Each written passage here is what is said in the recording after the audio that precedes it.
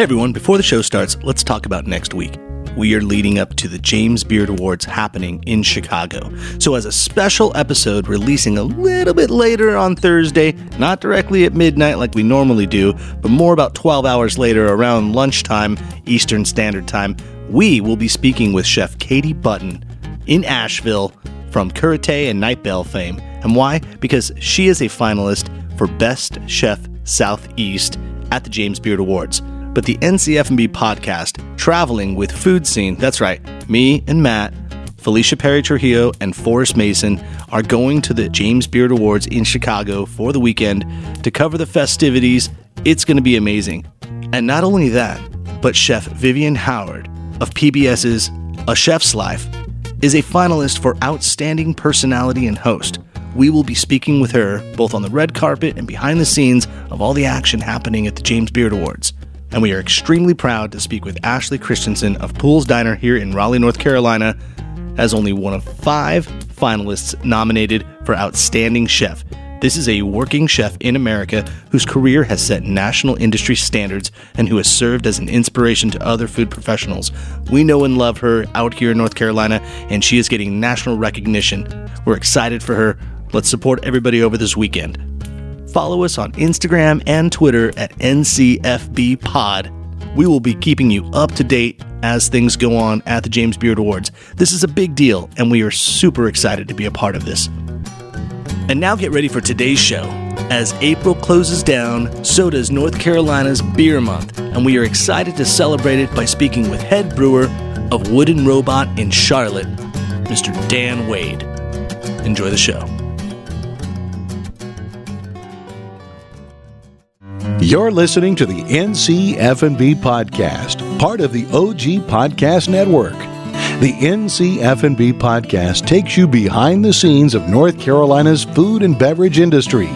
Follow us on Twitter and Instagram at NCFBpod. This episode sponsored in part by Food Scene. That's foodseen.com.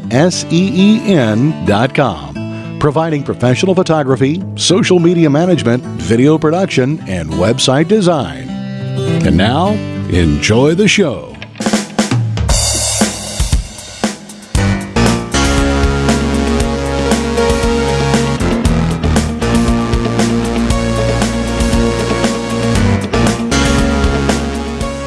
Hello, and thank you for listening to the NCF&B podcast. I am your co-host, Max Trujillo. And I am your co-host, Matthew Weiss. And today, the glass is half full, as we are coming to you from the restaurant aforementioned, Glass Half Full, in Carborough, North Carolina. But don't be confused. But don't be confused, because we're highlighting a Charlotte brewery today, that of Wooden Robot. And with us today, so nice to drive up and join us, is the co-founder and head brewer of Wooden Robot Brewery, Mr. Dan Wade.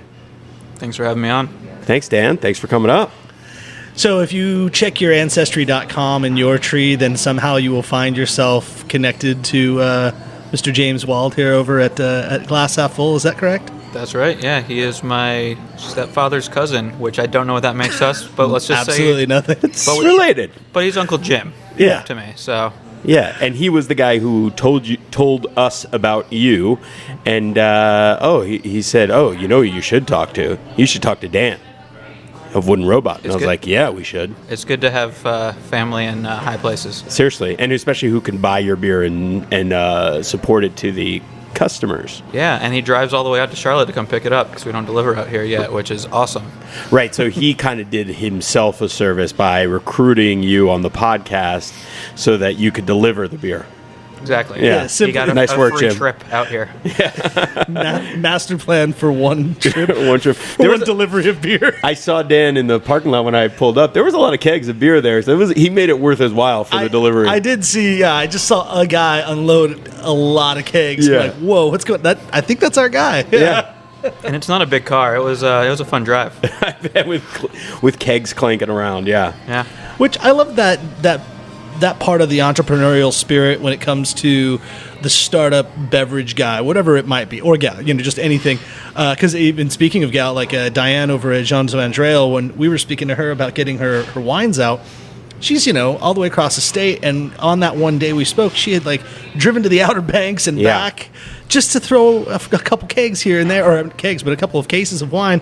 And then even when she was delivering product for Standard Foods when I was there for our special blend that we put on tap, either she or Chuck would always coming from all over, and that was off the mic. The first conversation we had with you, Dan, was you were in South Carolina this morning and then brought yourself all the way back up here, and that's somewhat typical of a day of business.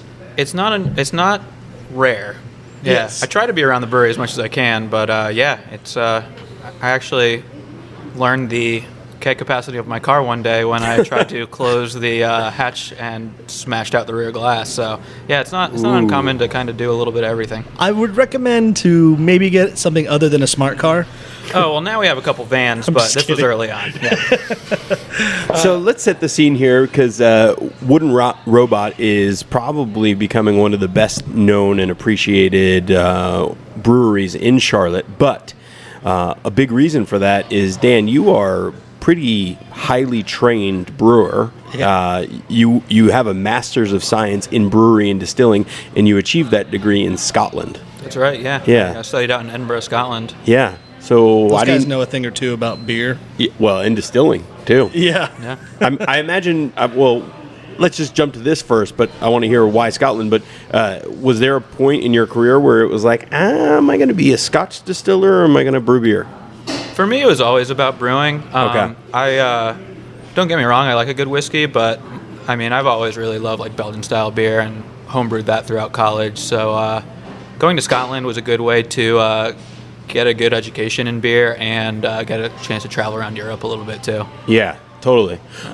Okay, so two things there. One, explain for those of us who are super novice what a Belgian style beer, because that's like your muse, Belgian farmhouse ales. Yeah. So Belgium's kind of a unique place when it comes to brewing. They just have they have this irreverent kind of culture, so you don't see styles of beer that popular in Belgium. You kind of have this artisanal way of thinking about beer where every brewer is kind of an individual and an artist, and they're doing their own thing. So you can kind of loosely group some of the beers into styles from Belgium, but you won't see a lot of Belgian brewers say this is this style of beer. They'll just say this is this beer, and it has a flavor profile of what they're shooting for, but it's not trying to be something else or someone else's beer. So by accident, they could be making an IPA or a saison, but it's not really, that's not their intent. Right. It's just their style. I mean, yeah, you can come back and group it later, but they really, a lot of the brewers out there just want to make a beer that they like, or a variety of beers that they like. So we do a lot of farmhouse style beers, and the cool thing, I think a lot of brewers really love saisons and farmhouse style beers because there's not a whole lot of rules about what you can and can't do with them. Okay. It's not like brewing a German Pilsner where it's you have 2 or 3 ingredients that you can work with and you have to hit that nail on the head. Right. You get to kind of play around and make it your own. And where does that, because from my limited beer knowledge, in the large scheme of things, there you have, ales and lagers, and ales are bottom fermenting or top fermenting, and lagers are bottom fermenting beers, right? Right. So where does the saisons and those things fall in that line? Typically they're ales, but the other cool thing about a lot of Belgian style beers, especially farmhouse ales and the sours, is they're not strictly ales because they don't use strictly ale yeast. They use a variety of wild yeast and bacteria as well. So you have lactobacillus, which creates that nice lactic tang to the beer, and Brettanomyces, which really dries the beer out, gives you some of that funky kind of farmhouse character. So we play a lot with those types of beers, and they typically do also have some ale yeast in there, but you're using things that are outside of normal brewer's yeast, which is so it's a whole almost other world to play with. So it's almost like a crossover. Yeah, it's out there. It's not a SUV, but it's not a regular sedan. It's a crossover. Yeah, but it's not exactly a mixture of both. It is its own thing at this point. Yeah, because it's not really you're using any lager yeast in there. So if you have ales and lagers on one spectrum, I would say sour beers and some of these farmhouse ales, they're just off the spectrum, or they're so far away from lagers and on the other side of ales. So in Belgium, when you're talking about a farmhouse ale or a farmhouse ale anywhere, I assume that there's a lot of just natural wild yeasts happening. Like you don't even cultivate a yeast for it, just kind of let it happen, right? Yeah, there's a lot of ambient yeast in the air. So especially with like lambic style beers, like that's the only thing you add to it. And in these farmhouse breweries, they typically are pitching some type of yeast, but are okay with other things kind of being in there. Right, and seeing what happens. Yeah. This next segment is brought to you by Meredith College's Master of Science in Nutrition program. We are speaking with Dr. Jennifer McMillan. Thank you for having me. So I'm the director of the graduate program in nutrition at Meredith College. Why are we speaking with you today? Well, we're speaking today to chat a little bit about our program.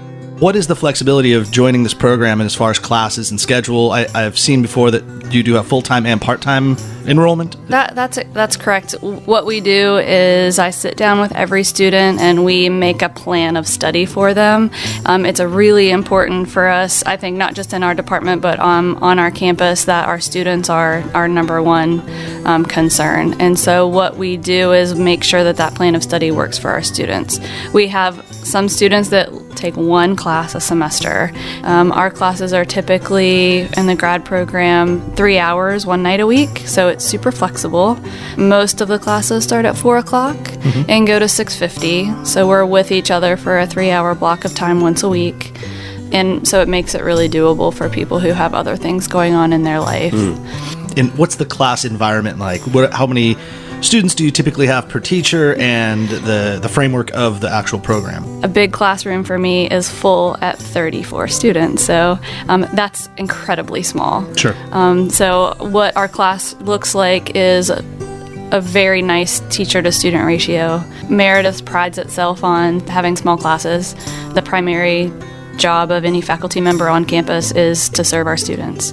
And so we're a teaching institution as opposed to a larger institution that faculty members might be doing research and then, once every 2 years teach a class.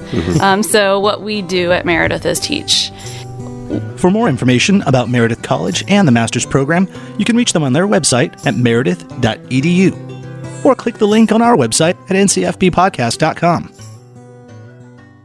Okay, so you're a Florida boy. Yeah, I grew up in Florida. Gainesville area? I actually grew up in a little town called Fort Pierce, which is on the East Coast, like 2 hours north of Miami. Oh, okay. But I studied in Gainesville. I got my undergrad degree there, and then worked at Swamphead Brewery there for a few years. Right. So does that make you like a huge Tim Tebow guy? I'm a big Gators fan. Okay. Yeah. All right. We won't hold that against you. Yeah, well, he's reluctant. Yeah. Who is it? We are in the Chapel Hill area. Yeah, so. yeah, be careful what you say. Our friend of the show, Evan Lutz, who was on from Hungry Harvest, came down here from Maryland, and he's talking about the Terrapins, and Matt the whole time shitting on them, going, "Don't worry, no one ever." There's no rivalry, from North, so you don't have to worry North Carolina has ever been worried about a Terrapin. But it couldn't be said for the Gators. The Gators are a serious threat. Yeah.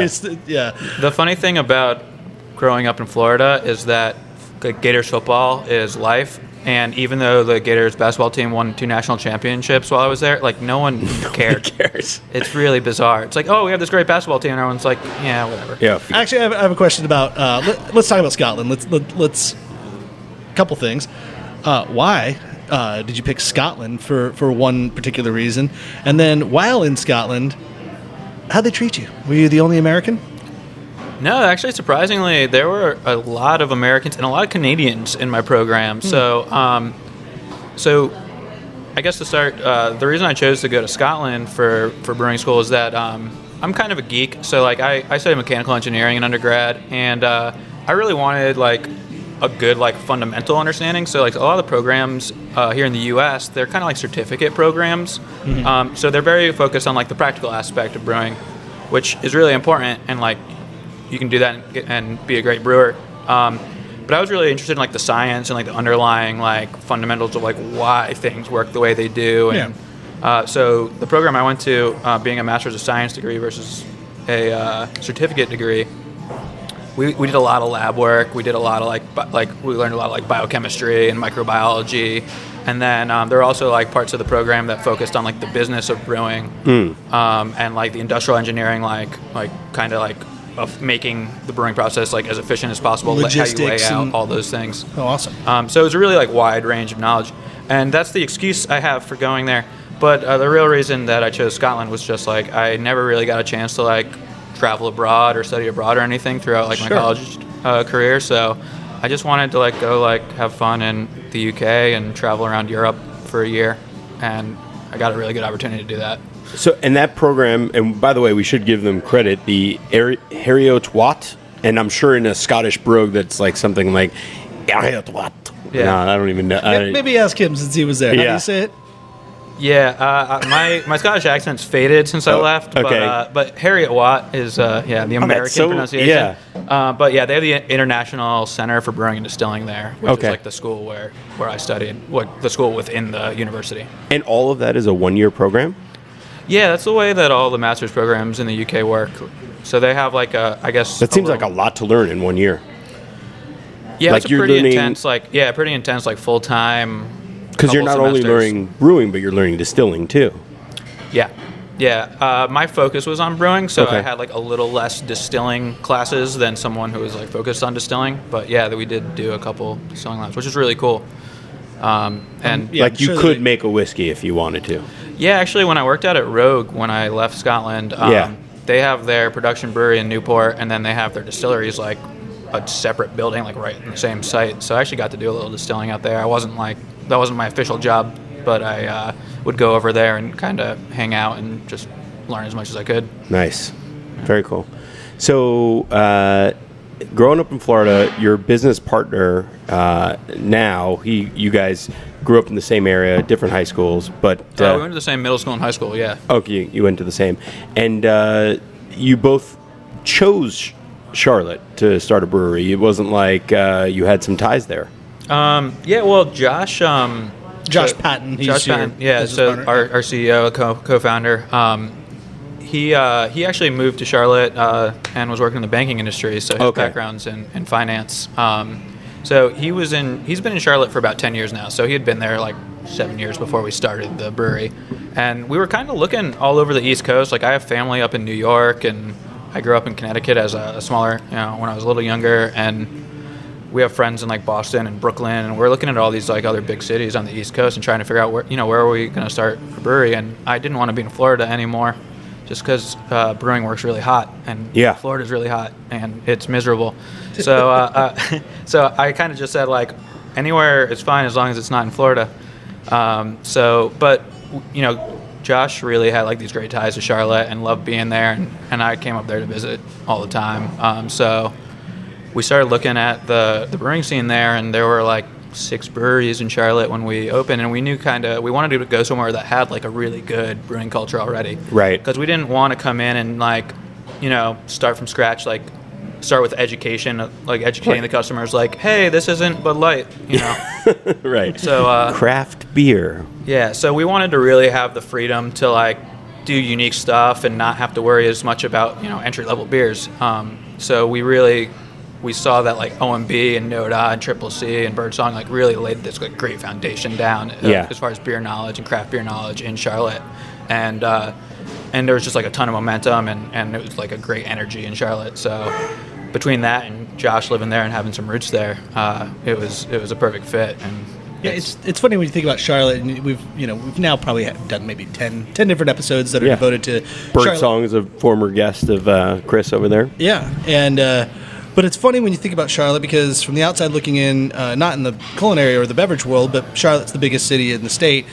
Charlotte in the food game and in the beverage game is kind of still in its infancy, and it's still kind of finding its roots and growing, but it's growing at an exponential level. I mean, a decade ago, there wasn't anything happening in Charlotte, and now its landscape has completely evolved. Yeah. You're one of many breweries now, but I'd say 7 years ago, there was like 3, two breweries. Yeah, I think OMB opened up in like 2011, and they're the oldest brewery in Charlotte right now. Yeah. It was them and Four Friends since it's closed. But yeah, I mean, most of the breweries there opened up like 2011 or later. We were number 7 to open up in the city, and now it's lucky 30, number 7. 30 something. Yeah. That's wild. Yeah, I think the reputation there for a long time was like all the food and places to drink were these corporate kind of chain places, and the whole corporate culture of Charlotte with all the banks and everything there. Yeah, it was really kind of stuffy. But that's guys like changed you a ton. guys like you are changing that atmosphere. So even with that, so Wooden Robot, it's an interesting name.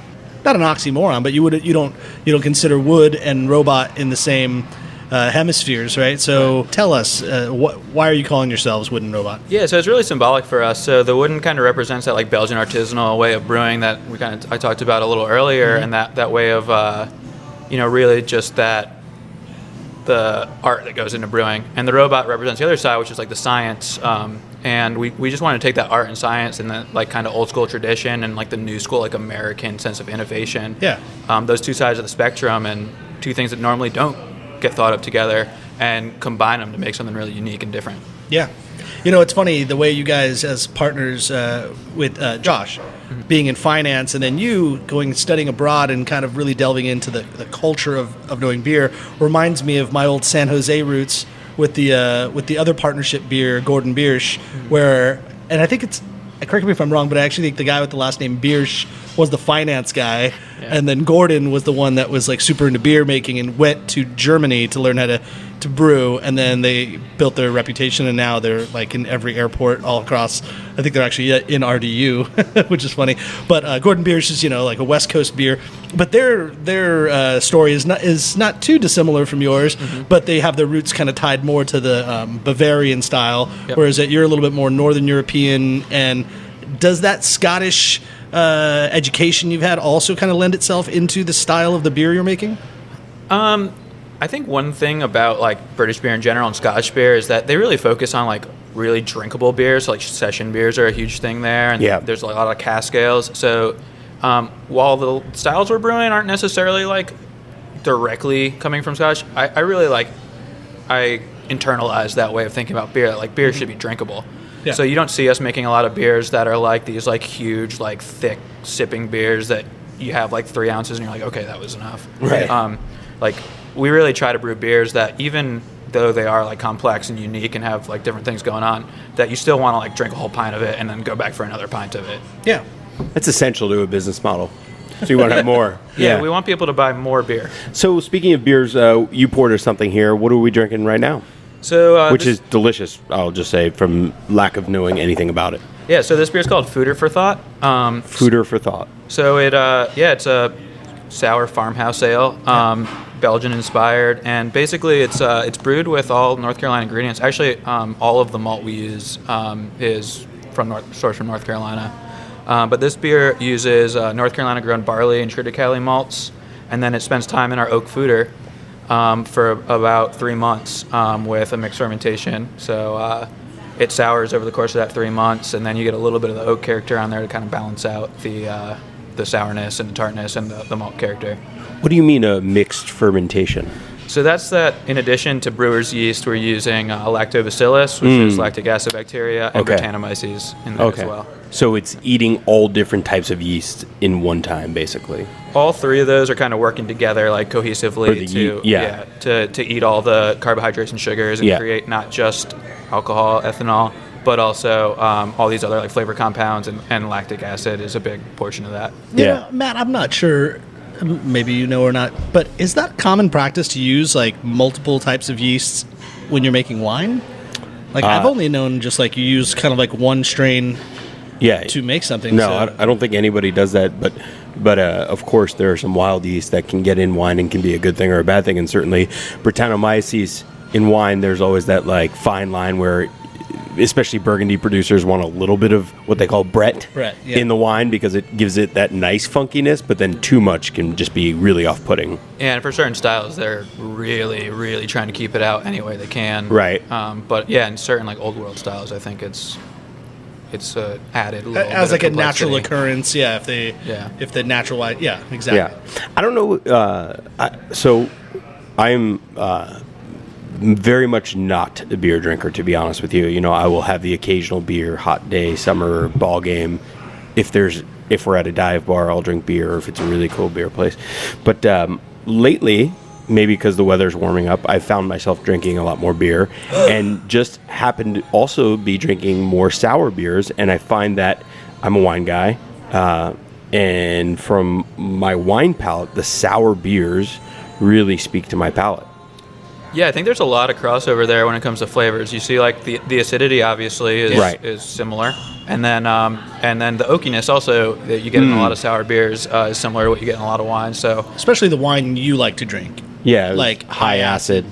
Lean wines. Yeah. Totally. Yeah. And we tell that to people all the time when they come into our tap room. We get a lot of people who come in and we don't really sell wine or cider in our tap room, and that's kind of a conscious decision because we want people who come in and they're like, oh, I'm not really a beer drinker, to come in and try something new that they haven't tried before. And a lot of times we find that the sour beers are a really good gateway because there is those flavors that kind of cross over between wine and beer.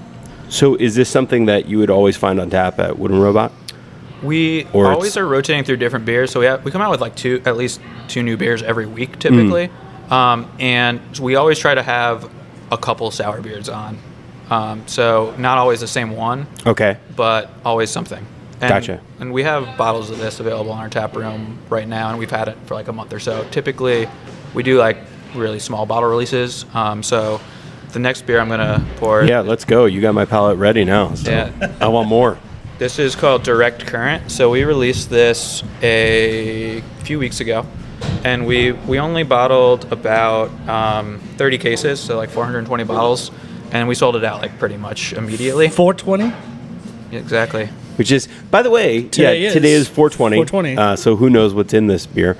But on top, maybe there's some extra fermenting We stuff. are not high. Yeah. What's up?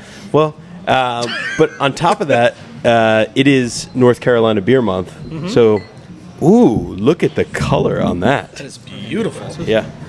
So this was a bottle that we did not okay for release because it had a little extra fruit in it, which you can see kind of coming into the glass right now. So it's a little bit of a slushy beer on this one. But the story with this beer is it's our sour golden base that we use for a lot of our fruited sours. And we added black currants to this, which is a really common fruit in the UK that I really, really enjoy. Oh, I used to drink. I spent a summer in Oxford when I was like 15 years old, and always my drink at the pub, and I was a very novice palate, was always blackcurrant cider. Yeah, it's got a great kind of like sharp like brightness to it. And so this clearly is not filtered. This is not filtered. So the beer, the 420 bottles we sold did not have this much fruit material in it. So the only ones left over were ones that had a little extra fruit, which we've been drinking, and they taste great, but they're really ugly. Yeah, but who cares? Tastes great. Yeah. What's the so we'll also post this, but the bottle is a very interesting shapely bottle. Almost looks like a for those that know like what a Vin Jaune bottle looks like, or a half bottle of wine, but like stout. Well, it looks like a sparkling bottle, like a small champagne bottle. Yeah. Is that to hold pressure a little easier?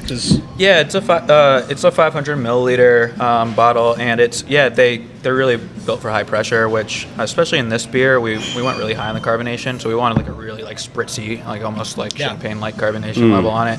And they take like a standard champagne cork or like a large cap, which is really nice. So the third bottle we have here, we haven't released yet. But it's called Reserve Blanc, and we actually went with a cap, and we'll have the label in the next month or so. And after another month of bottle conditioning, it'll be completely like waxed and labeled and everything. Oh, nice. Yeah. But now it's got the old school Coke bottle cap. Yeah. So the black currants you're getting from here, are they also from North Carolina, or the black currants we were not able to source from North Carolina. So we source North Carolina ingredients whenever possible.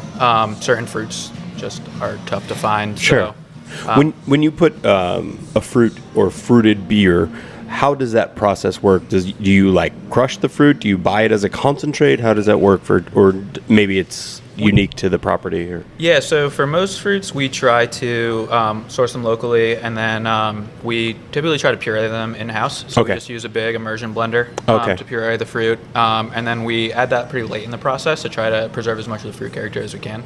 Got it. For this beer, we got our currants from Oregon Fruit Puree, so pretty common like bulk supplier for the brewing industry. Sourcing on your old contacts back at Rogue. Yeah, definitely use a lot of it back there as well. Yeah. We try to get locals when we can, and typically that means whole fruit, which means there can be a lot of processing.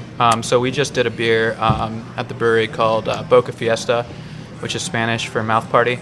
Yeah. And it's chili lime goza.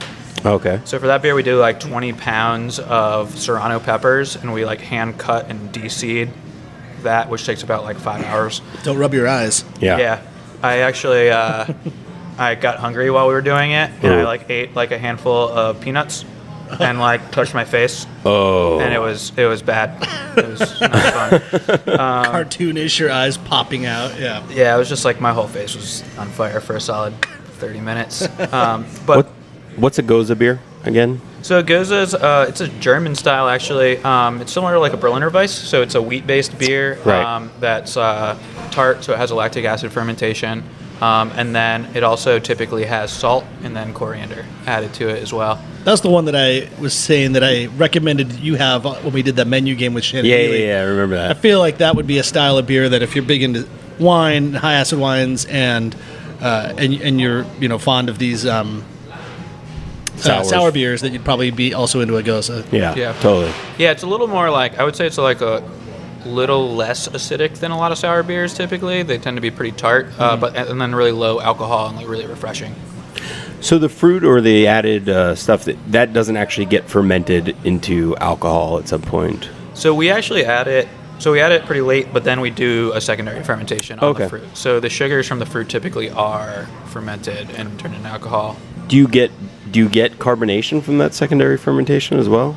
For us, we let it go in the tank, and then we do like a tertiary fermentation in the bottle to get the bubbles. Yeah, so we add priming sugar for that. Okay, gotcha. What's the alcohol content on something like this? This is about 5.5%. Okay. I believe.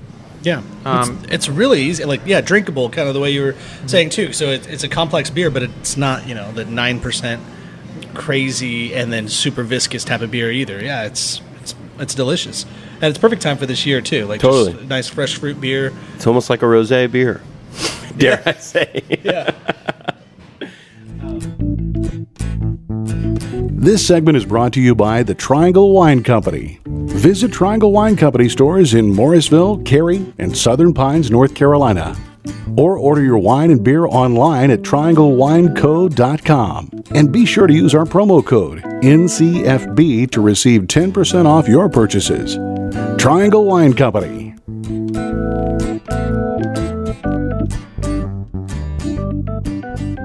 I got to ask you, there's so much, as you say, competition in beers and breweries.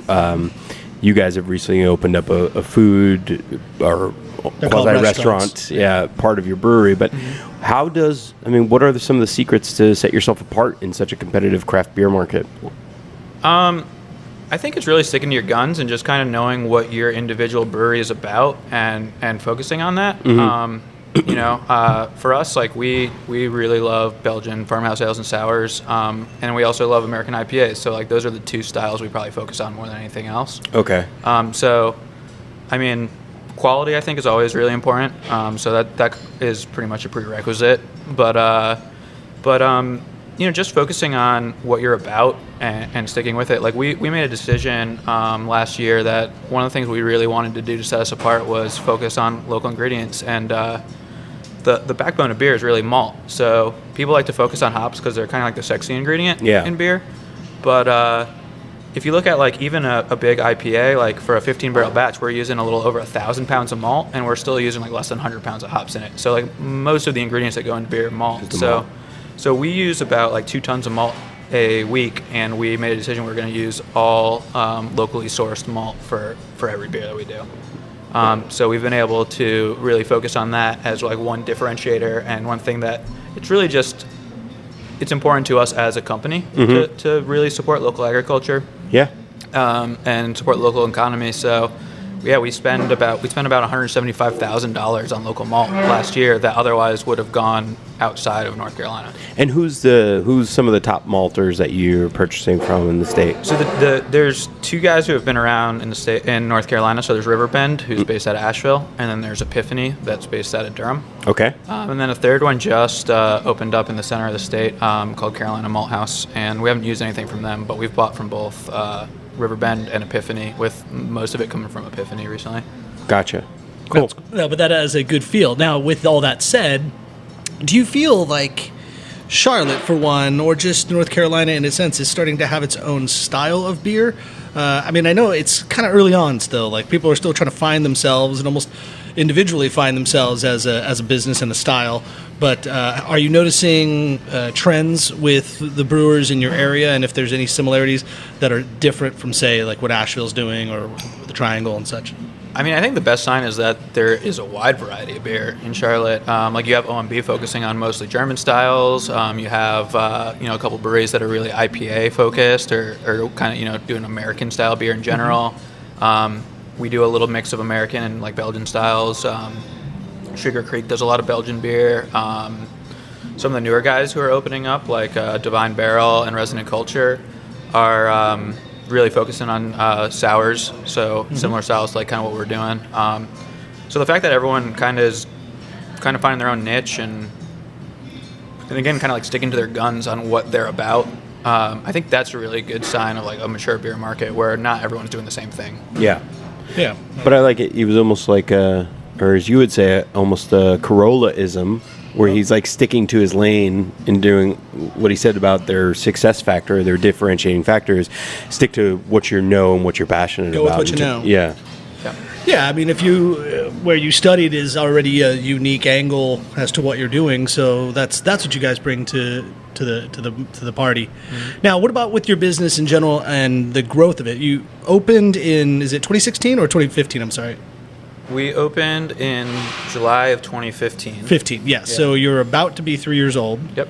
And so in that growth span, I've noticed that you tend to have around a dozen beers just kind of looming. I mean, the flavors change and the concepts change, but you're pouring about 12 beers at a time. Yeah. And so how has that evolved with your staff and your team? Are you the one that's responsible for the beers from top to bottom? Are you starting to farm some of this out to your team, and are they expanding upon the flavors? Yeah, our team's grown a lot. So we employ about 20 people now, and and including myself, there's 4 of us in the brewery. So we really kind of drive the creative side of like what we brew and everything. But we try to get everyone involved with like ideas. So we know that we're going to focus on like IPAs and sours and farmhouse ales. But we do try to play with like different ingredients. So like we have a honeysuckle sour saison on right now.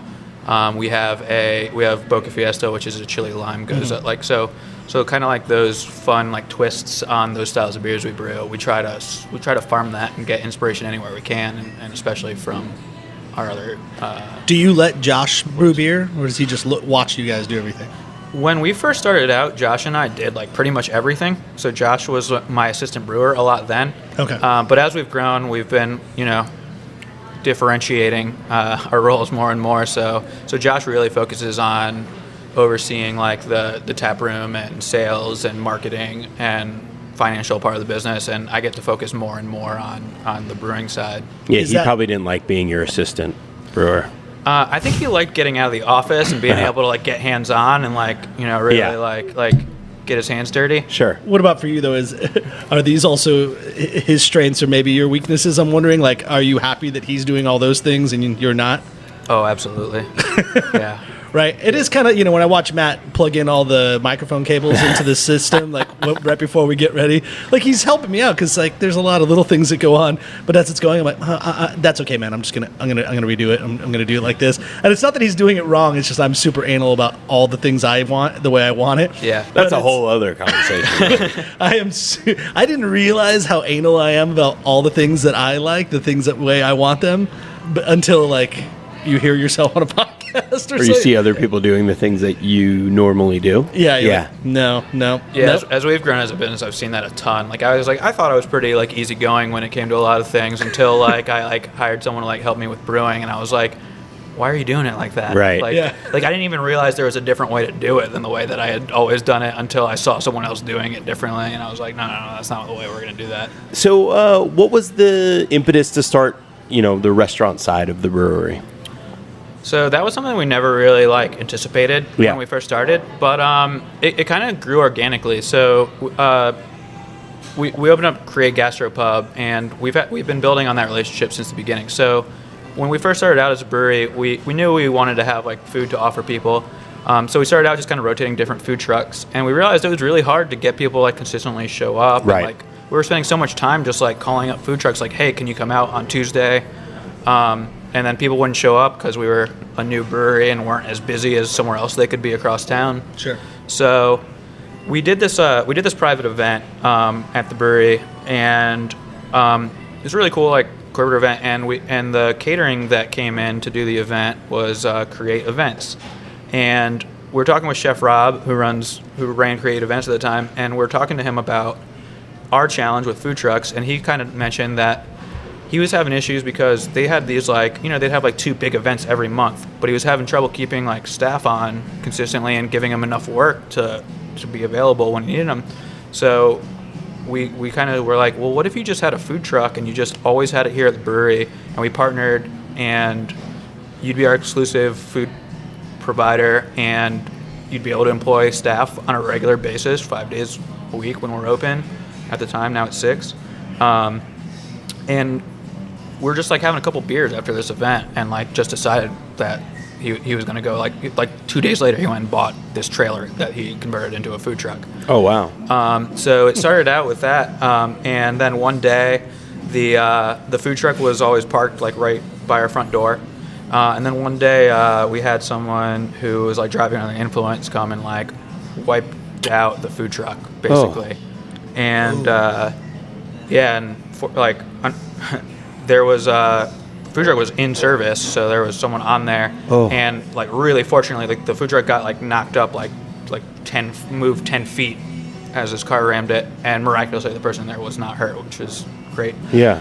But we're okay, well, this isn't safe, and we really need to figure something else out. So we actually moved the food truck by our patio off the road for a couple weeks, and that was working out really well. And then we had someone complain that we were violating code enforcement because the food truck was in the setback. Who was that asshole? Seriously.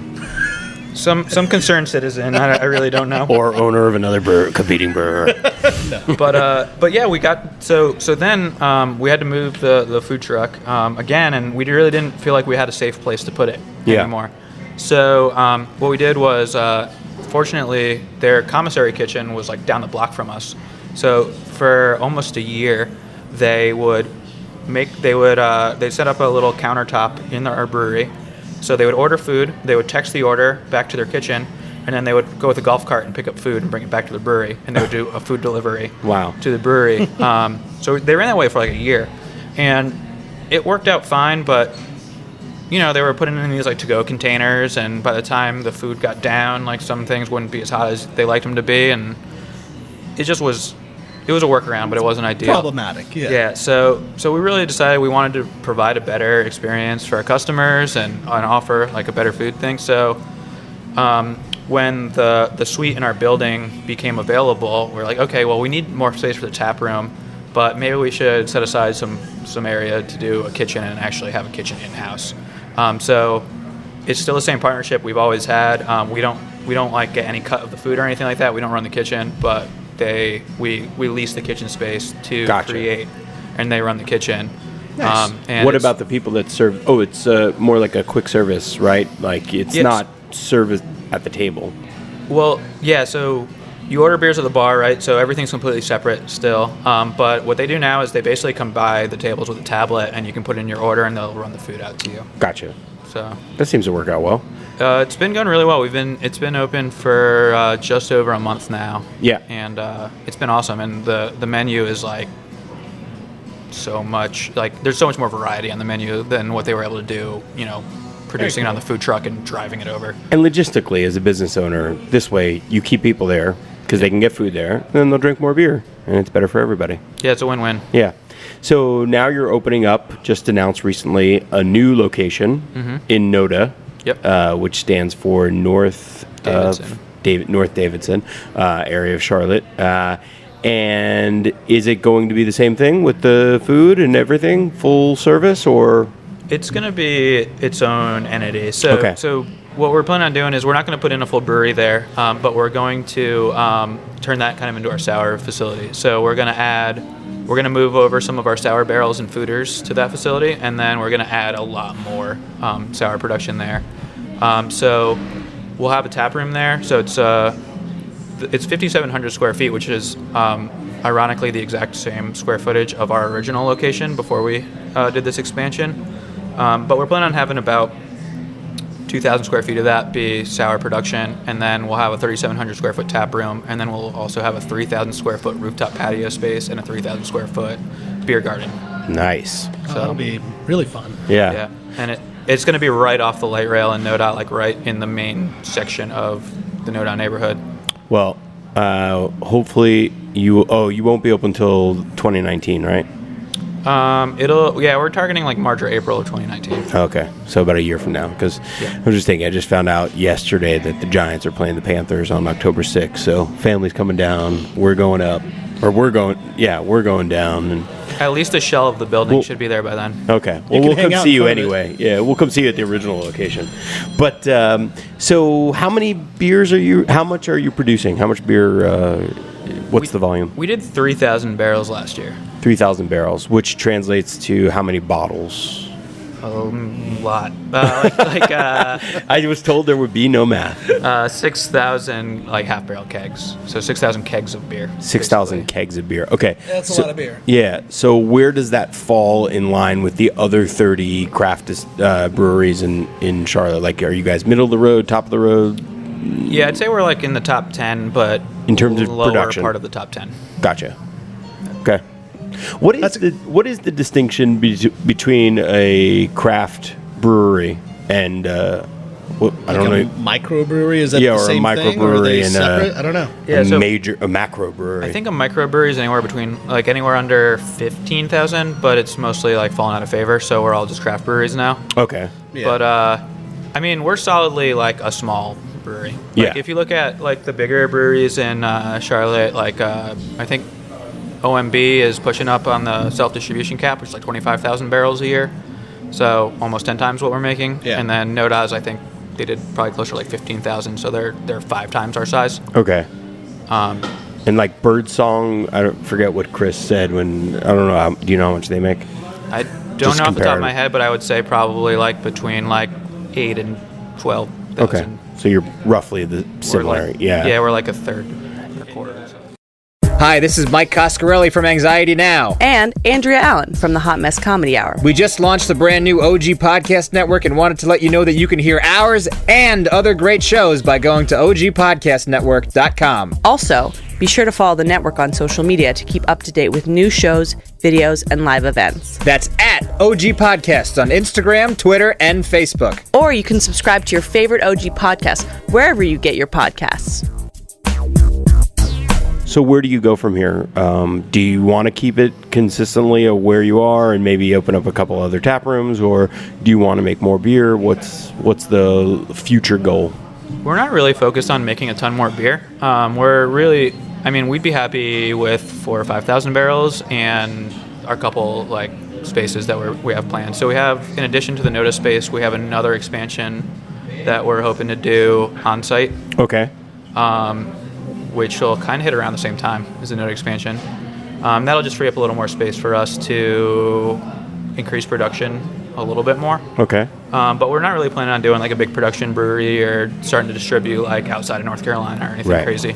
But will we start seeing more wooden robot, say up here in these parts? We're talking to you in Carborough, but there and in Raleigh and all that, will we start seeing more tap handles from wooden robot out here? Well, now that he's on the NCF&B. Yeah. Get ready. Everybody's going to be calling. We'll probably be starting to go into a few more bottle shops and really targeted places across the state, but not really trying to be in 100 places in the Triangle or anything crazy. Mm-hmm. Yeah. We got one more beer to try, right? Yes, we do. Oh, yeah. So this one is called Reserve Blanc, and we have not released it yet. We actually just bottled it a couple weeks ago, and we're bottle conditioning it at the brewery. I already like the name. It is a 9.5% sour that got aged in Sauvignon Blanc barrels for over a year. So since we know that you are a wine drinker, I think this will kind of be right up your alley. Who was the Sauvignon Blanc producer? We do not know. Okay. Wineries are very, very guarded about letting breweries know that you're getting their wine barrels. Sure. Because they can't trust the final application for it, so they don't necessarily want to be associated. Yeah, I gotcha. So we get our wine barrels through a broker, and if you're lucky, they'll tell you like the region that it came from. Gotcha. But in this case, we just know that it's Sauv Blanc barrels. Oh, okay. I would say based on the character that it's California Sauv Blanc and not like New Zealand. or Yeah, much more tropical notes than grassy notes. That reminds me, how should we be tasting beer? Like, in wine. Butt funnel. Your Perfect. mouth Do you have is one? usually preferred. Mouth, yeah. No, but you know how like certain wines hit you in the front of the mouth, certain wines hit you in the back of the mouth, depending on the varietal, depending on the tannin level, stuff like that. I imagine there's some similarities in beer about like where kind of your flavor receptors are picking it up. So beers. So the reason that you can like taste wine and then like spit it out is because you are using mostly the front of the tongue typically. With beer, you really want to get like a big gulp and like coat the whole tongue because you're getting like you want that balance of sweet and tart and bitter and everything to kind of all come together. Mm-hmm. Focusing on the aroma and the appearance of the beer before you take a sip is really important because all that kind of sets you up for what to expect. And then just taking a big gulp, like letting it sit and like warm up on your tongue a little bit, and then that aroma you get like the post nasal. So like as it kind of hits the back of your throat and comes up through your nose and everything, like that's really important. All that. What were you drinking before you did this? And what were some of the brands that or some of the beers you would drink almost as a muse for inspiration? Yeah, I mean a lot of them were Belgian. So Saison du Pont is really like the classic Belgian Saison that is widely available, and that one's really inspirational to me. Orval, being a Trappist beer that has like a decent Brett character, was really kind of one of the beers that was formative for me. And the cool thing about these Belgian breweries, like a lot of them been around for hundreds of years, so like they've really like tweaked, like they know what they're doing. They're not like figuring it out. Yeah. But I mean, there's some really great American producers doing those styles of beer as well. I was in Denver for JBF last year. I went by Black Project, and they're doing some really crazy good sour beers there. And then, even here in North Carolina, like Fauna Flora is doing really awesome. Like, they have their Appalachian Wild Ales and sours. Burial does some really unique saisons as well.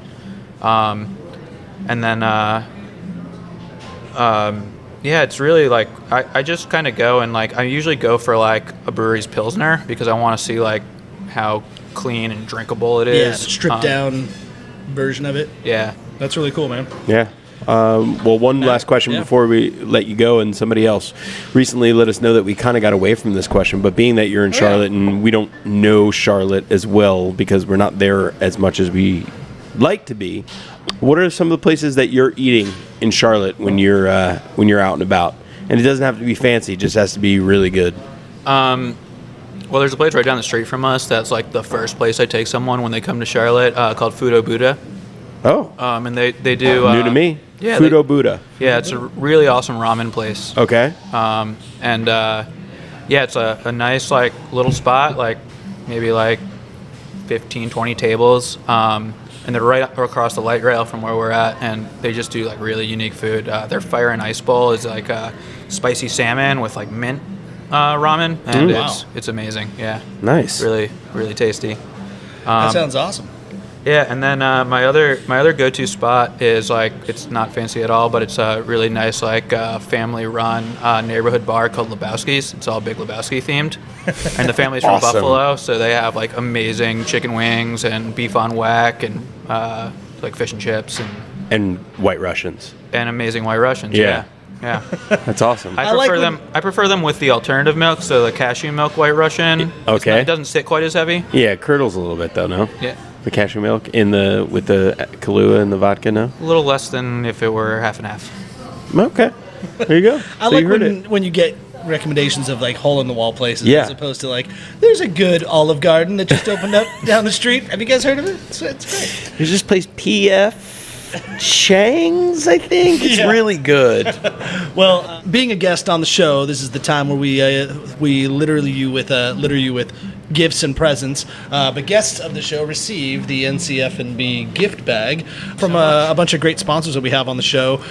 Brands like Social House Vodka coming out of Kinston. It's a gluten-free, non-GMO, corn-based vodka. We have Much like you, all local corn and grains in there. and just up the street, you just grabbed a new to the bag. That's Alley 26's tonic. So they give great little recipes on the back too, but you can mix it even with the aforementioned vodka if you like, and make your own tonic water. There's Michael's English muffins, which are delicious, and if you're hungry on your drive back to Charlotte, just throw a little peanut butter on there and you'll be good to go. Right there in your hands is 42 in Lawrence. That's a kind of a test kitchen, if you will, for Larry's Beans. It's a great coffee roaster shop in downtown Raleigh, but they are making very, very avant-garde roasts. What else do we have in there, Matt? We've got Ramona wine cooler, a little bit of a wine spritz. Think Aperol spritz in a can, and it's all gluten-free and vegan from our friends at Jordan Salsito, and distributed by your very own Kellogg Selections. Yeah, and then you've got Hungry Harvest. They're also new to the bag.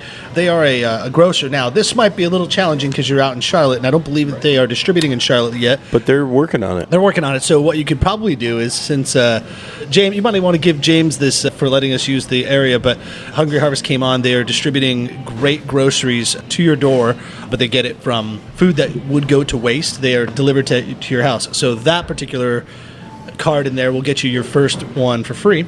And then listeners of the show can type in NCFB when they're shopping at Hungry Harvest to receive $5 off their first box. Yeah. Thank you guys so much. And also there's happy hour vitamins inside there. That's a great little vitamin pack for when you drink alcohol, either before, during, or after. Kind of helps you out so you don't have a little fuzzy head in the morning. And for a brewer, that might be something important to have, especially when you're sampling all your new products. You go home bearing gifts. You brought us beers. We give you gifts. It all works out well. Yeah. That'll come in handy. Yeah. And then you also have some, of course, NCF&B swag in there to rock to the people in Charlotte. Very cool. Cool. Very cool. Matt, what else you got, man? Yeah, well, Dan, thank you so much. It was really good to meet you and hear about the story of Wooden Robot. Thank you to your quasi-cousin, James Wald, for allowing us to record here at Glass Half Full in Carborough.